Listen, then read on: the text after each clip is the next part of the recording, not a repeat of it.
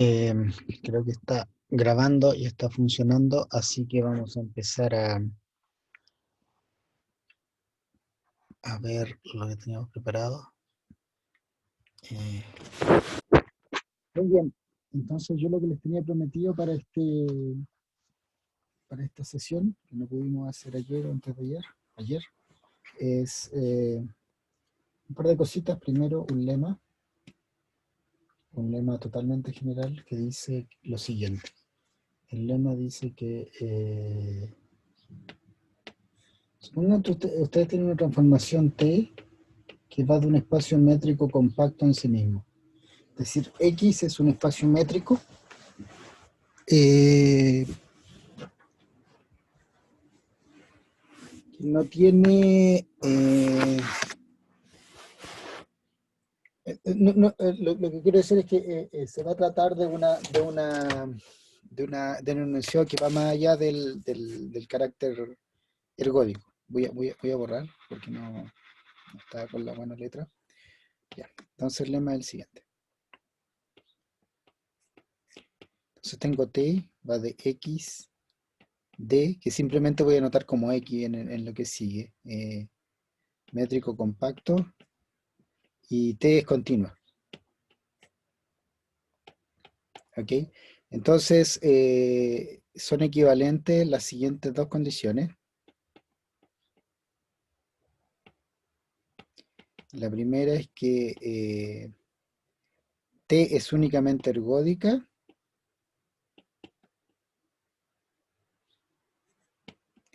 Y la segunda es que para todo X, en X, la sucesión de medias de Birkhoff de T dividido por T converge, y la convergencia uniforme.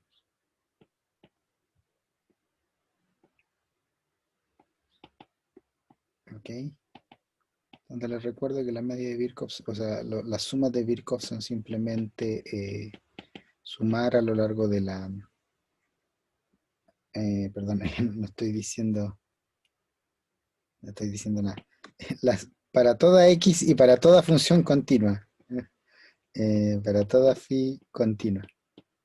¿Ok? Y la Sn de phi es la Sn que hace referencia a la función t. Es decir, sumar phi a lo largo de la órbita, es decir, tomar phi de x más phi en t de x, etcétera, hasta el tiempo n-1. Ok, entonces esta es mi proposición, y es un lema estándar y clásico en teoría ergódica o en topología, que hace un link entre topología, entre sistemas topológicos y sistemas ergódicos, y la verdad es que es súper útil en algunos contextos. Pero esto se prueba fácilmente. Por ejemplo, probemos que 1 implica 2. Yo quiero probar que si es únicamente ergódica, entonces se tiene esta convergencia con convergencia uniforme. Se hace por contradicción.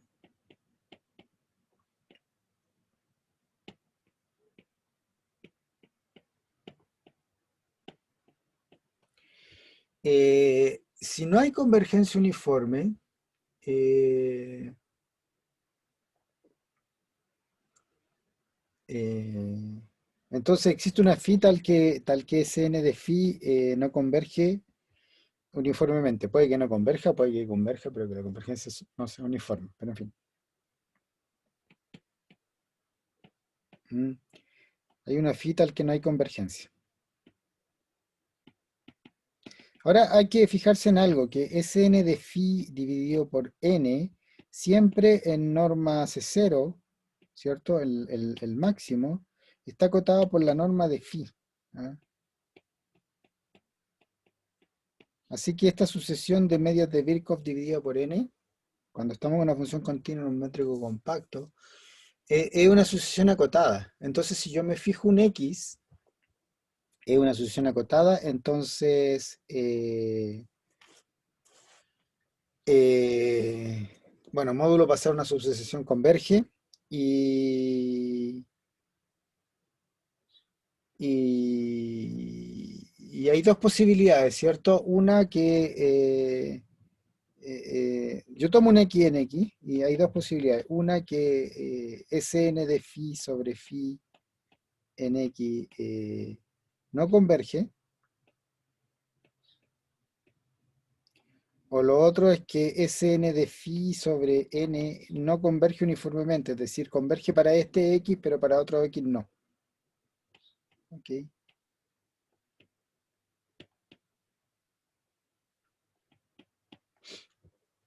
Ya, eso es lo que podría estar pasando. Entonces voy a hacer el primer caso. Supongamos que Sn de phi sobre n no converge en x. Quiere decir, recuerden que si yo paso una subsucesión, yo lo puedo hacer converger. Pero como no converge para toda la sucesión, significa que existen dos sucesiones. Existe una sucesión np tal que Sn de phi sobre n en x tiende a un límite a cuando el p va al infinito, y existe otra sucesión nq, tal que a lo largo de esa sucesión esto converge a otra cosa. Esto es simplemente decir que como no converge, la sucesión queda oscilando y como todo es acotado, yo puedo hacer que a lo largo de hasta estos tiempos en que va oscilando va y se va a aproximar a dos partes diferentes. Es el lema clásico que dice que una sucesión converge si solo si tiene un único punto de acumulación. ¿Ok? Entonces, si no converge, hay dos puntos de acumulación. Entonces, tengo dos sucesiones a lo largo de las cuales eh, yo converjo a A y converjo a B. Voy a tratar de hacerme un poco de espacio a ver si puedo terminar el argumento acá, por lo menos en este primer caso. Recuerden que hay un caso 2, también el caso 1.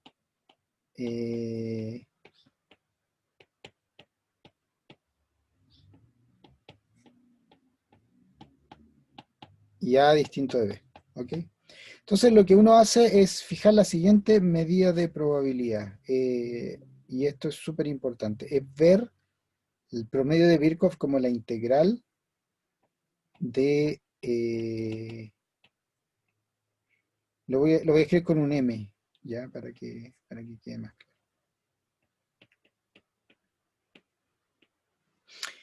Eh,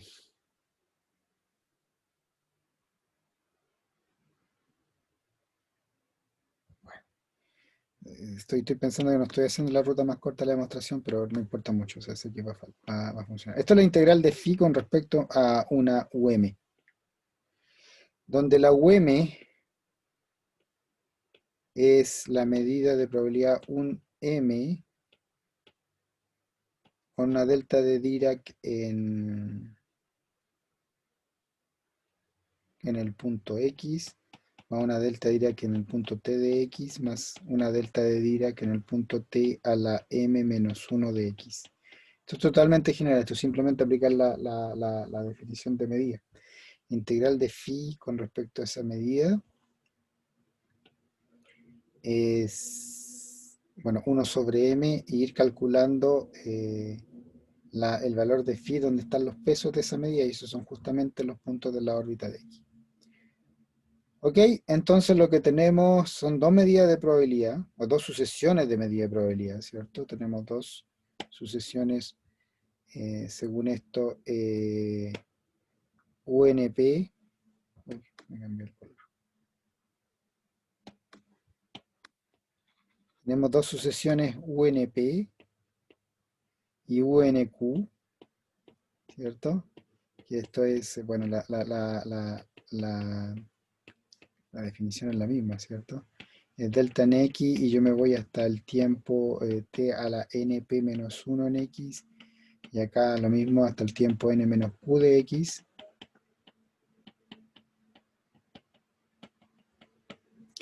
Y, y yo lo que sé es que la media de Birkhoff, la integral de phi respecto a np, converge a A, porque es el promedio de Birkhoff en estos tiempos, y la integral de phi respecto a NQ converge a B, ¿cierto?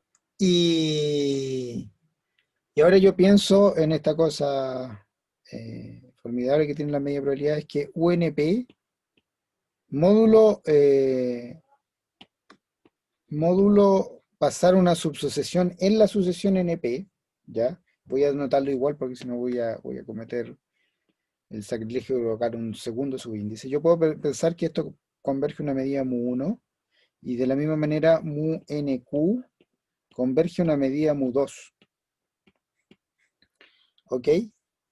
Y por definición, ¿qué viene a ser la integral de phi contra mu1? Es igual a al límite de la integral de phi contra mu p. Y eso converge a...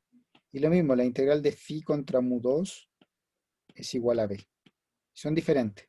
Y la afirmación, y esto es estándar, es que mu1 y mu2 son t invariantes. Y por lo tanto estaríamos contradiciendo la ergodicidad única de, de la transformación. ¿Ok? Y, y, y,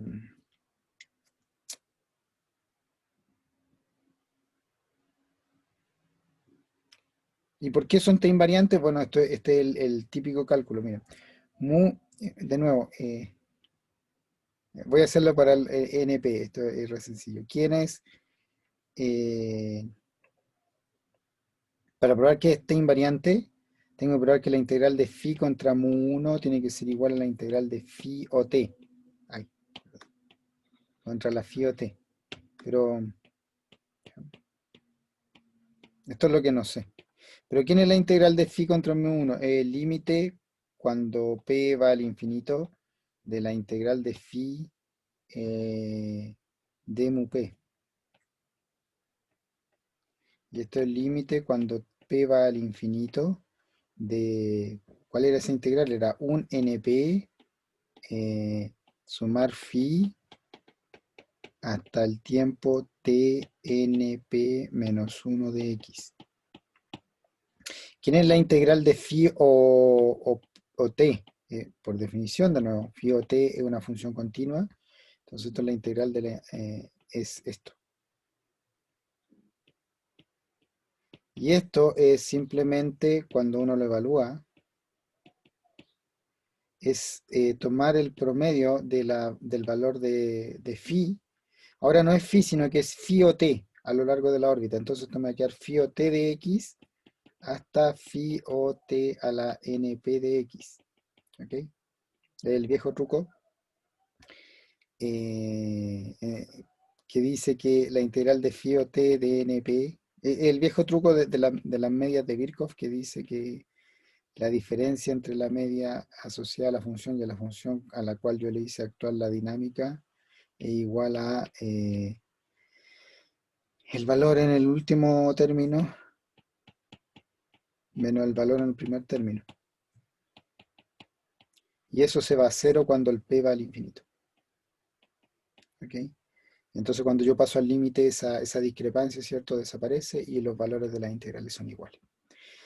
Ok, entonces mu1 es invariante, mu2 es invariante, tengo dos medidas invariantes que son diferentes porque me dan integral diferente en la misma función phi y por lo tanto eh, creé dos medidas invariantes y eso no puede ser. Ok, así que eh, el caso uno que estábamos considerando no puede ocurrir y el caso 2 es esencialmente igual. Si es n de phi puede que converja, pero no converge uniformemente, significa que yo puedo encontrar un punto X a lo largo del cual va convergiendo y un punto... No, esto es un poquito más delicado. Por eso dije que no hice la buena ruta de aproximación a esto, porque de hecho el argumento anterior ya no me va a servir. Pero necesito probar que Sn de phi O sea, mi suposición es que Sn de phi, esta es mi hipótesis, ¿cierto? Sn de phi sobre n no converge uniformemente.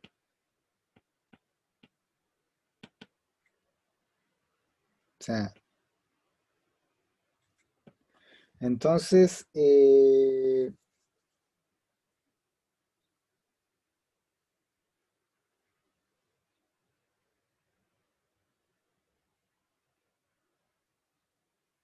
bueno, ya vimos cómo se arreglaba el caso en que hay un punto para el cual no converge. Entonces vamos a suponer que en todos los puntos converge, pero que la convergencia no es uniforme. Entonces,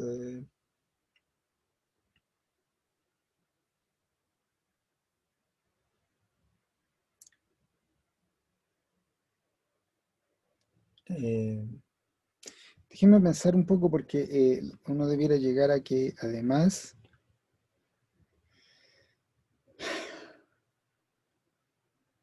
eh,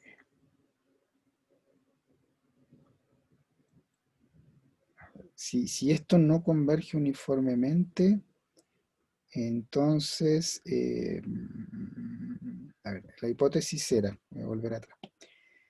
Ya, queremos probar que si es únicamente ergódica, entonces tiene que converger y converger uniformemente. De hecho, no lo puse en el enunciado, que va a converger a un valor que no depende del punto. No lo puse, pero no, así que no lo voy a considerar en el enunciado tal vez. Eh, entonces quiero que fabricar de nuevo dos medidas invariantes diferentes y contradecir la unicidad ergódica a partir de la suposición de que n phi sobre n no converge uniformemente.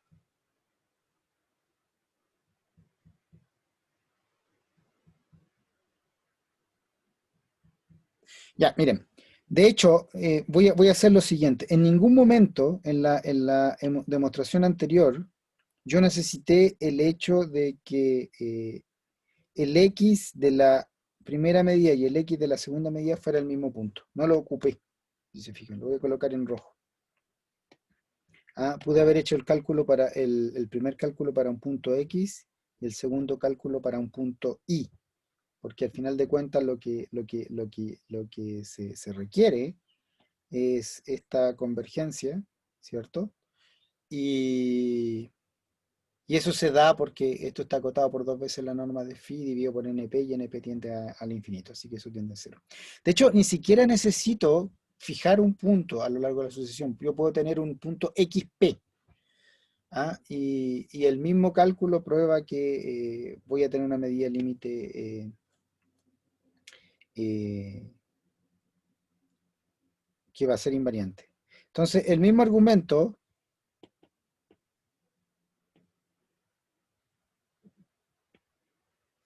prueba que si Sn de phi sobre n converge para todo punto, entonces el límite es una constante. El límite es el mismo valor.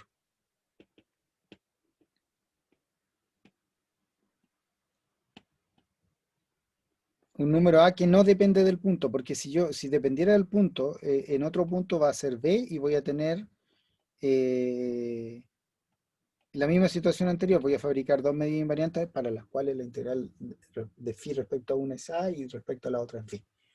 Y eso va a contradecir la ergodicidad única. Entonces, si converge para todo punto, el límite no depende del punto y ese límite le vamos a llamar a. Y este es el caso en que todavía no solucionamos, cuando converge para todo punto. Porque en nuestro primer caso tratamos cuando había un punto para el cual no convergía, entonces me salían dos límites de sucesiones A y B. Después, si no converge para todo punto, o sea, si converge para todo punto y los límites son diferentes, entonces de nuevo tengo el A y el B, fabrico dos medias invariantes. El problema es cuando converge para todo punto y converge al mismo número. Y yo quiero probar que la convergencia es uniforme. Entonces, si la convergencia no es uniforme,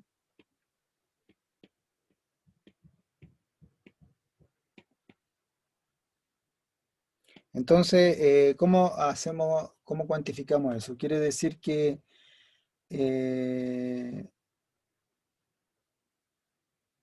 existe un epsilon tal que para todo n existe un punto xn tal que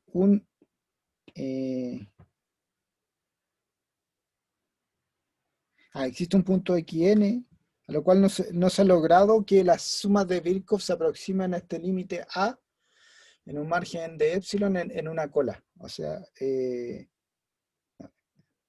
existe un epsilon y tal que para todo n existe un xn. No, existe un epsilon. Ay, existe un epsilon.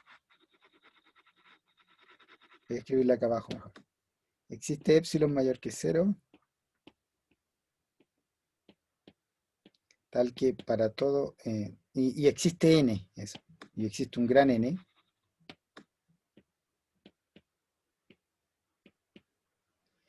tal que,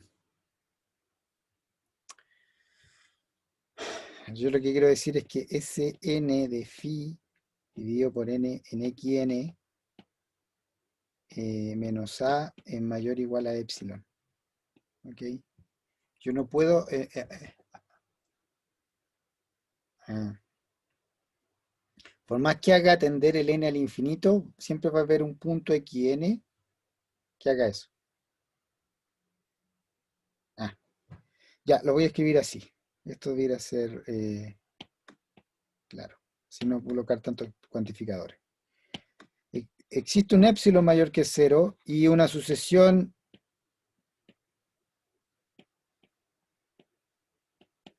eh, nk creciente, o sea, yendo al infinito, tal que esto pasa. Ese nk de phi sobre nk en punto xk menos a es mayor o igual a epsilon. Esto es simplemente la negación de que hay convergencia uniforme. Porque si esto no existiera, si el epsilon no existiera, significa que para todo epsilon eh, no puedo encontrar esa sucesión. Significa que a partir de cierto n, para todo punto, yo me acerco a con un margen de error no mayor a epsilon. ¿Ok? Así que exactamente la negación. Y entonces, ¿qué es lo que yo digo? Yo digo que yo defino ahora la medida de probabilidad delta k, perdón, mu k, como siendo la suma que habíamos considerado antes con promediada, o sea, un nk delta en el punto xk. Y esto es súper importante porque lo que les decía anteriormente, que el punto va a ir variando también. Más delta t de xk, más así hasta el delta t a la nk menos 1 de xk. Y bueno, eso va a converger a una medida mu, y mu está invariante. Por el mismo cálculo anterior, no hay ninguna necesidad de que el punto se mantenga constante a lo largo de este proceso. Revisen el cálculo y se dan cuenta, no lo necesito. ¿Y qué es lo que esta ecuación se me transforma en que la integral de phi respecto a mu k está siempre alejada de a? Y por lo tanto, la integral de phi de mu también está alejada de a. Y lo único que me interesa es que la integral de phi de mu eh, es distinta de a. Y ahí yo creo otra medida de probabilidad, que es invariante, para la cual la integral no era igual a la integral que yo tenía promediando a lo largo del mismo punto. ¿Ok? Que era A. Y por lo tanto tengo dos medidas de probabilidad t invariante que son diferentes y por lo tanto mi transformación no es únicamente ergódica. Yo recuerdo que en el libro de mañana había un argumento directo para atacar los dos casos simultáneamente, o los tres casos que consideré. Pero en fin, a mí lo que me queda siempre de esta demostración es el espíritu. El espíritu es que si no hay convergencia uniforme, la serie de picos están oscilando, y cuando yo oscilo los puntos de acumulación, yo lo puedo ver como integrales de medidas de probabilidad invariantes diferentes. ¿Ok? Ese es el espíritu de esto. Y lo otro es que, bueno, probamos que uno implica 2 y ahora que 2 implica uno es que... Ah, y si se fijan, cuando tuvimos la convergencia uniforme, vimos que el límite para cada función phi no depende del punto, y de hecho va a ser la integral de phi respecto a la medida invariante, a la única. Ya, 2 implica uno, es decir, si eso converge uniformemente, entonces T únicamente ergódica. Eso es re fácil, porque, o sea, no es que sea re fácil esto, pero esto le metemos un cañón. Porque por Birkhoff, si yo sé que Sn de phi dividido por n converge uniformemente, yo también sé que eso por el teorema de Birkhoff converge, si yo tengo una medida invariante de probabilidad, por Birkhoff eso converge la integral de phi con respecto a esa medida. ¿Ok? Y,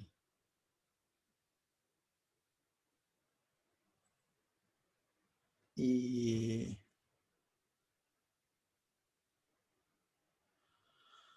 pero esto es mu en casi todo punto, ¿cierto? Mu en casi todo punto. Hay que tener cuidado. Bueno, por lo menos hay puntos en los cuales eso ocurre. Eh, yo quiero probar que es únicamente ergódica. No, ay, no, espérense, estoy. Si yo quiero probar que es únicamente ergódica. Antes yo probé que si era únicamente ergódica yo tenía la convergencia, porque si no tengo la convergencia, fabrico medidas diferentes. Ahora yo quiero probar que si yo soy únicamente ergódica, entonces tengo una convergencia uniforme. Y el teorema de Birkhoff no me da una convergencia uniforme, sino que me da una convergencia puntual y en L1, con respecto a las medidas invariantes. Entonces hay que hacer algo extra, porque la medida mu puede que no tenga soporte total y de nuevo me está dando convergencia L1 y no convergencia uniforme. Entonces tengo que hacer algo extra. Y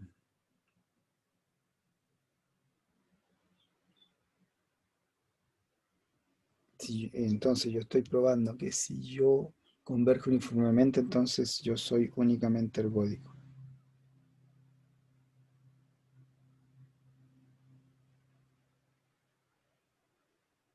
Mm.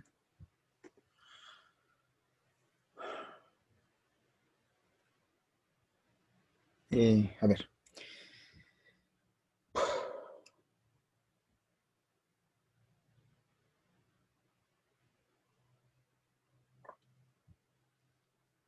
em,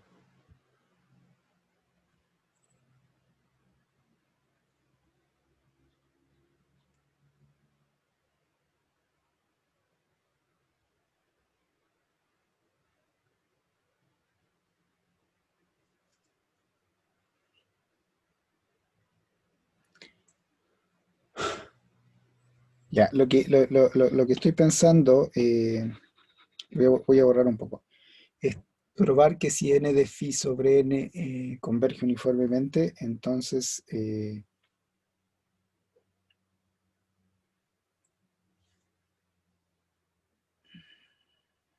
límite no depende del punto. Eh, a ver, déjenme tratar de ordenar. Ya, mi hipótesis ahora entonces que... ay, voy a borrar aquí. Que mu, que t es única, que las... voy a borrar para colocar bien la hipótesis. Mi hipótesis es que Sn de phi sobre n converge uniformemente.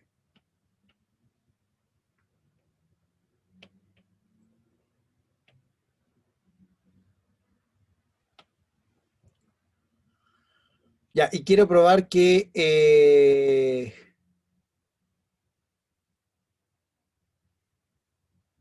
la medida invariante es...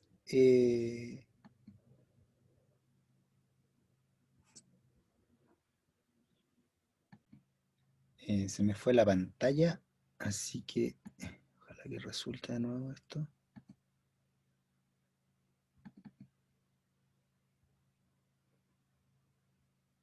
si está funcionando. Voy a hacer algo, porque la verdad es que creo que tenía mal enunciado el lema. Estoy haciendo un lema más complicado y no lo necesito.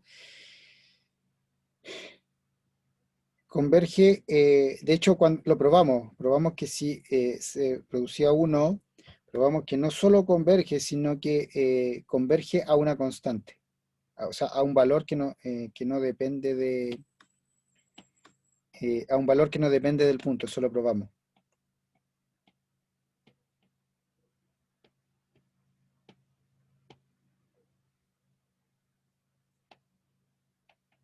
Recuerden, porque si teníamos dos valores diferentes A y B, entonces fabricábamos medidas diferentes. Y ahora se hace mucho más fácil probar el recíproco. Si no, la verdad es que hay que trabajar un poquito más y no lo necesitamos. Entonces, la hipótesis es que eso converge uniformemente a un número independiente de X. Esa va a ser nuestra hipótesis, que ahora va a quedar como una hipótesis más fuerte. Y entonces ese número lo vamos a llamar A sub phi, porque depende solo de phi. Ahora, si mu1 y mu2, lo que yo quiero probar es que la integral de... Si mu1 y mu2 son medidas de probabilidad y está invariante,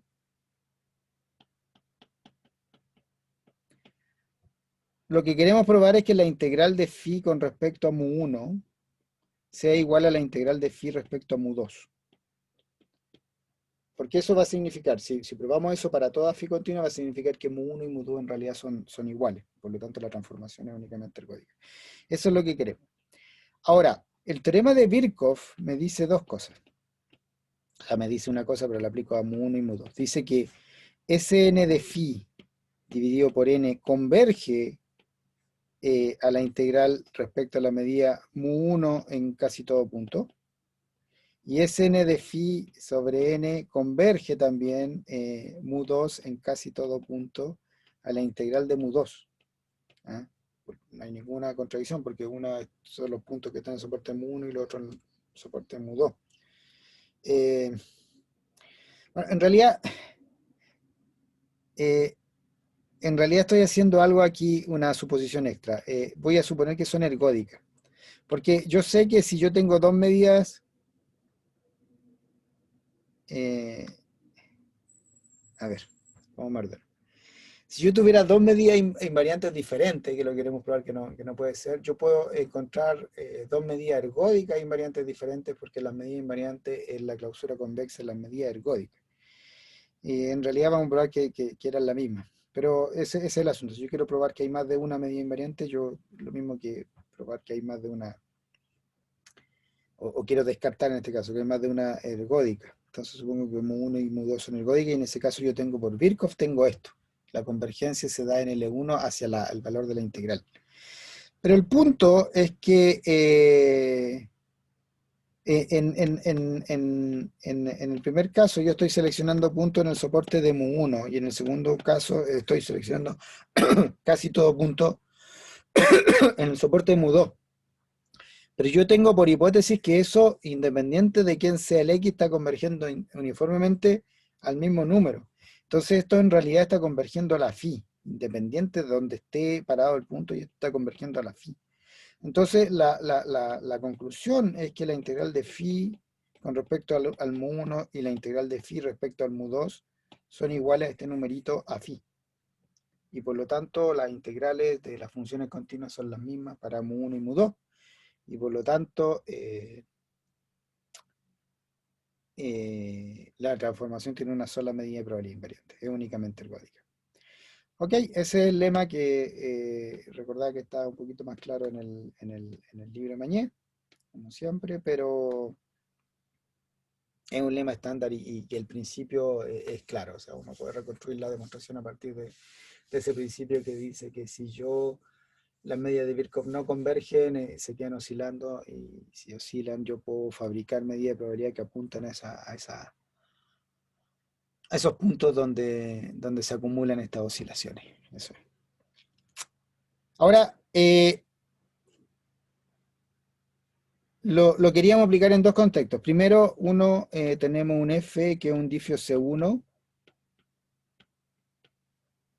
del círculo de número de rotación irracional.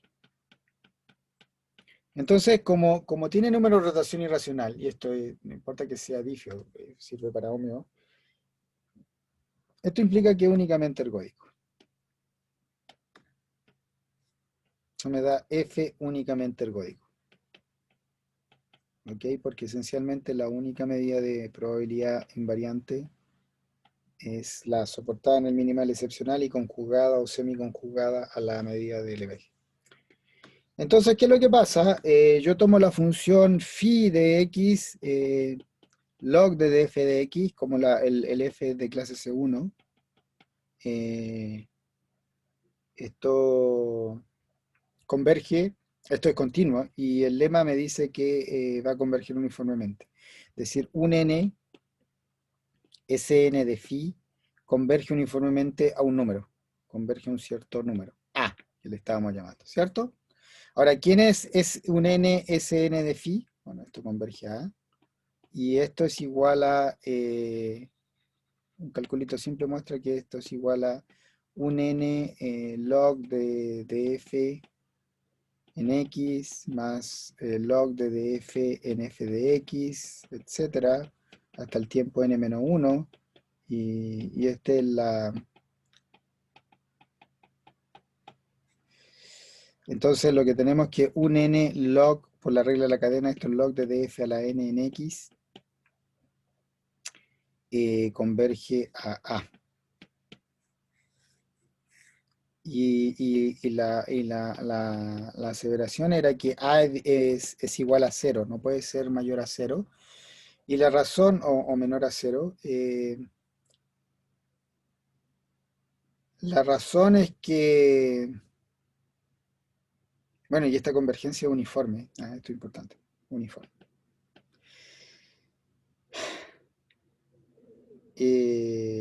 Por ejemplo, si A fuera mayor a 0, entonces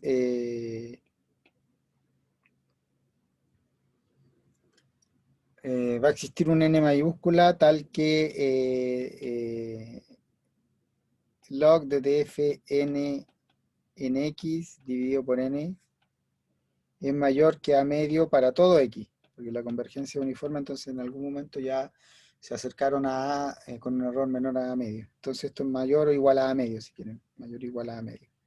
Y esto significa que df n en x es mayor o igual que, qué horrible es n, es mayor o igual a, bueno, que na exponencial de n a medios para todo x. ¿Ok? Pero la integral de dfn,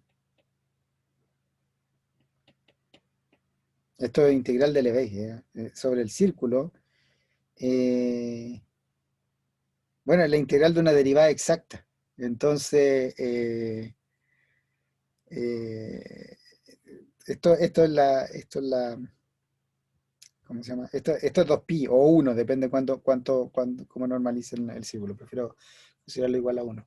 Porque es la imagen del círculo por f a la n. ¿Ok? Pero por otro lado, esto es mayor o igual que la integral sobre el círculo de e a la n a medio. Y eso es e a la n a medio. Entonces eso es una contradicción. Y lo mismo, si supieran que la a es negativo, entonces les quedaría una desigualdad en el otro sentido. No puede ser que las derivadas crezcan exponencialmente en todos los puntos si la integral total tiene que seguir siendo la misma. ¿Ok? Entonces ese es el hecho de que este A tiene que ser 0. O sea, el exponente de Lyapunov, al final de cuentas esto es el exponente de Lyapunov, el único, porque hay solo una medida de probabilidad invariante únicamente ergódico. El exponente de Lyapunov es 0, porque se tiene que preservar el, el volumen total, en este caso la longitud del círculo. Y la segunda aplicación que habíamos considerado es el caso de número de rotación racional, que voy a escribirlo solo para el caso del intervalo. El intervalo yo tengo una aplicación, da lo mismo, porque módulo considero una potencia tiene puntos fijos y aplico lo que voy a aplicar. ¿Ok? Entonces, cambien lo que voy a decir para puntos fijos, para puntos periódicos y va a quedar perfecto. Entonces, pero ahora yo puedo tener varios puntos fijos en el intervalo, puedo tener acumulación de puntos fijos, puedo tener un carácter bien caótico del intervalo. Y miren el argumento, yo lo que quiero demostrar es que es la parte difícil, ¿cierto? Que si DFP es igual a 1 para todo punto fijo de f, entonces log de dfn de x sobre n converge hacia 0. De hecho, esta convergencia va a ser uniforme. Y aquí no tenemos un caso de ergodicidad única porque ya tenemos dos puntos fijos, los extremos, y la delta en la izquierda y la delta en la derecha son medidas invariantes, así que no es ergódica, únicamente ergódica. Pero yo quiero probar esto y uso el mismo argumento que había pensado anteriormente, que si yo quiero probar que un límite converge uniformemente a algo, en fin, tratemos de hacerlo. Mira, yo coloco phi siendo el log de df, y entonces el log de dfn dividido por n no es otra cosa que Sn de phi dividido por n. Ok, yo quiero probar que eso converge uniformemente a 0. Entonces, esto lo ordenan ustedes de acuerdo a la demostración que habíamos hecho inicialmente. Es que la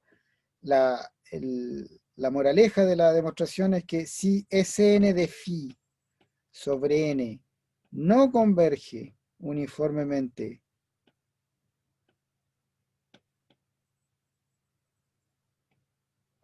a 0, entonces uno puede fabricar una medida de probabilidad, ¿cierto? Tal que uno, bueno, módulo a hacer subsucesiones, uno puede suponer que converge y que ese límite no sea 0, SNP sobre NP de phi en algún punto X, de hecho en algún punto, en una sucesión de puntos P converge a algo que es distinto de 0. Y luego, esto yo lo veo como la integral de phi respecto de un d mu np, que eso tiende a, ¿ok? Que es distinto de 0. Y las mu np, módulo pasar una subsucesión, convergen débilmente una mu, que es f invariante. ¿Okay? Estamos repitiendo todas las cosas que habíamos hecho antes. Entonces yo estoy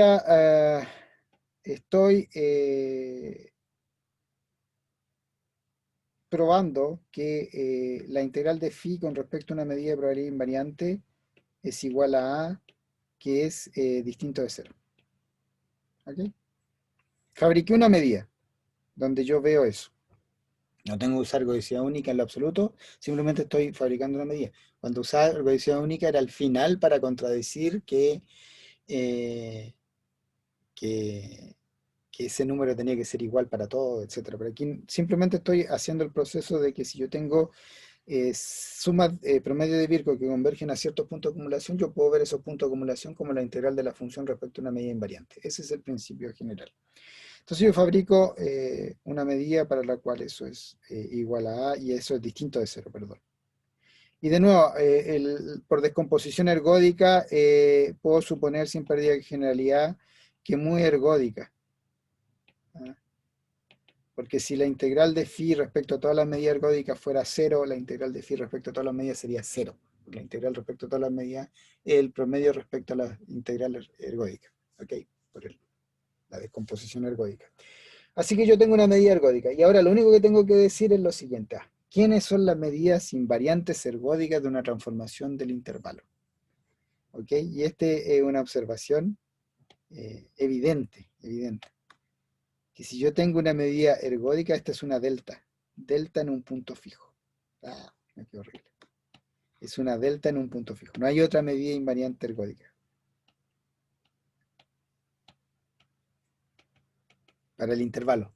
De hecho, si yo tengo una medida invariante, es una combinación de deltas, una combinación que puede ser continua, sobre los puntos fijos. No, yo no puedo tener medida invariante donde los puntos se están moviendo porque todas las regiones donde los puntos se están moviendo son errantes. ¿Ya? Y el teorema de recurrencia de Poincaré dice que la medida invariante en el conjunto errante es cero. Es un ejercicio.